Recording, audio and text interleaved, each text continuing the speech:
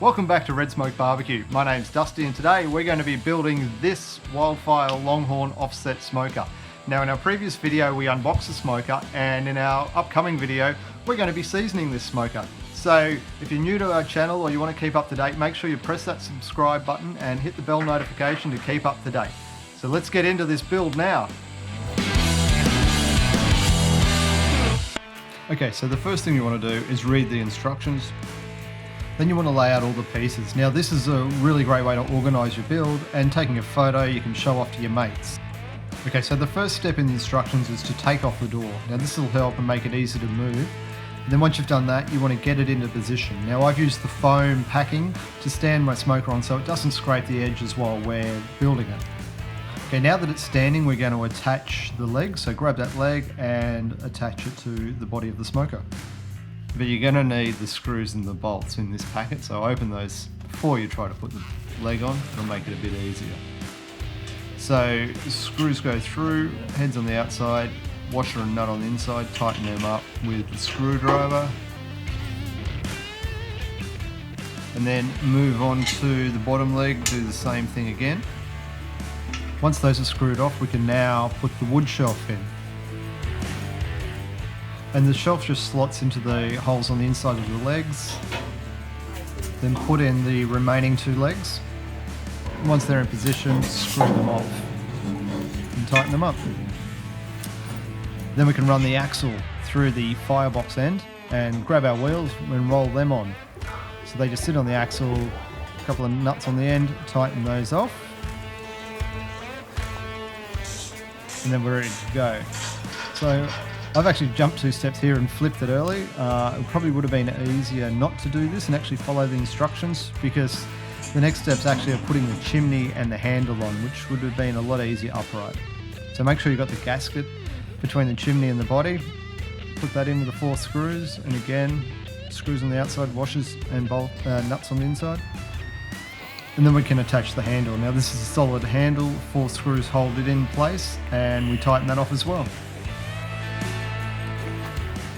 Onto the chimney, I'm going to put the dampener, I think that's what it's called, on top of the chimney. Screw that down, tighten it off, and give it a test, which should open and close. There we go. Right, back to the instructions and in line again. So this little bit's a little bit fiddly. This is the bracket to hold on the firebox. Obviously it's best to do it with your arms crossed. Then we can move over to the firebox, put the lid on, screw it on, and then the bracket on the back that stops the lid holding open. A bit tight to put in. Once you do this, you'll realise that it's very hard to screw underneath with the lid on. So you'll put the lid, take it back off, reread the instructions and realise that you don't put the lid on yet at all. You just want to put this bracket on, flip it over, and here I've used that foam again so it doesn't scratch the top of the firebox there. We'll put it down, and then we can put the bottom of the firebox on. Again, laid into position, screws which go straight into the lid of the top of the firebox. 6 of those, so screw those in. Once you've done that, flip it on its end. We're going to put another set of screws in. So these will be the mounting screws for the firebox to that frame that we put on before. So leave those about 5mm gaps, so you've got somewhere to slide it on. And you can see there's on the firebox on the end of that oval, there's a space where you can put them. And here, if you're like me, you realise you put them in the wrong place. Read the instructions again and put them at the end of that oval shape in the firebox, which will line up in those slots a lot better. So get your firebox and slot it in there.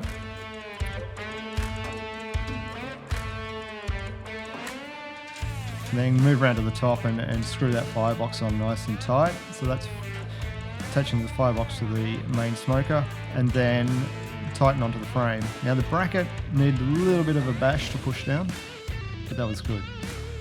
Here we've got the warming shelf racks, so make sure you get these around the right way. 2 screws, put those in. You can see that they face different ways. And put the middle ones in. So there's 4 of those in total. Once you've done that, we can move on to the front shelf. So the front shelf sits here. You can see the holes that it goes in. 2 brackets, one on each end, a screw. So attach those, and then you can put the shelf in. And probably at this point you realise you put the brackets on backwards, so the hard edge faces on the outside. So take those back off and put them around the right way. There we go, and give yourself a thumbs up. And putting the shelf on, also you want to leave one end free so you can put it in and slot this in first. Okay, over to the firebox again. We're going to put in the vent, first the top vent. Look at that, sliding nice and smooth, nice and easy. Over to the ash box, let's put in the handle on the ash box. Just 4 screws hold that in again, and also put the metal vent in that cloverleaf pattern. Once you've done that, you can now start putting in the grill. So first the charcoal grills in the bottom, they're the smaller grills. We'll lay those 3 in. And then we've got the dampeners or the baffles. So the first baffle, the largest one, goes on an angle, and you can see where the little pegs are that hold it in place. Then you put your other ones in going from sides. Now, later on, in the seasoning video, we'll look at how we do that, how we space those out. Moving on to the main grill, these are the heavier duty, bigger grill to sit on the top, the grates, and they just fit in very easily. And then sliding in the shiny silver warming racks up into the top shelf. Do that for both of those, the large one and the small one in the smaller door. And then over to the firebox, put in the charcoal grill at the bottom there. And then we'll place in the other grilling grates that go across. Now they're shaped, they're not totally rectangle, they do have an angle on the corner so you can see which way they go in, and they'll sit inside the pegs that are inside the firebox. Okay, slide the ash drawer in the hole, and we're getting pretty close to being done. It's just closing off ash boxes and lids now. So the ash box goes in, fits nice and well, slides very easy. Right, now we can put in the bracket that actually holds the door open. So there's 4 different slots and sizes here that we can have the door open for getting even more ventilation in there. And that just screws on with the 2 screws. Then we move around to plugging up the holes on the end. So there's a hole on each end of the grill where we can put in a little cover where we run our cables for things like the Inkbird. Alright, so the smoke is almost done. Let's put on the doors now. So here's our main door, which slots in. Close it up and screw in the single screw that holds that in place. Go for the second smaller door. Again, slide it on, screw it into place. And now, once that's done, we can put on the firebox door at this stage, not earlier where I put it on. Slide it on and lock it down once again. Putting in the handle or the support that holds the door open, the firebox open. So it just screws around and around and around and around, and once we've got that screwed, we can use that to hold the door open at different positions. Really helps with getting airflow in. When that fire does start to choke a bit, you can set it at a different level to get a fair bit more air in and keep your cook going. All right, now look at these. These are the temp gauges. This is nut on the bottom. Unwind that a little bit before you put it in and screw it in. Now this allows you to get it positioned vertically in the right place, and then you can lock off that nut to keep it nice and tight. All right, get that into the position you like where it's nice and straight, tighten it off, and then that's all the pieces of your build completed. All right, now that's the build process for the Wildfire Longhorn Offset Smoker. It's quite an easy build.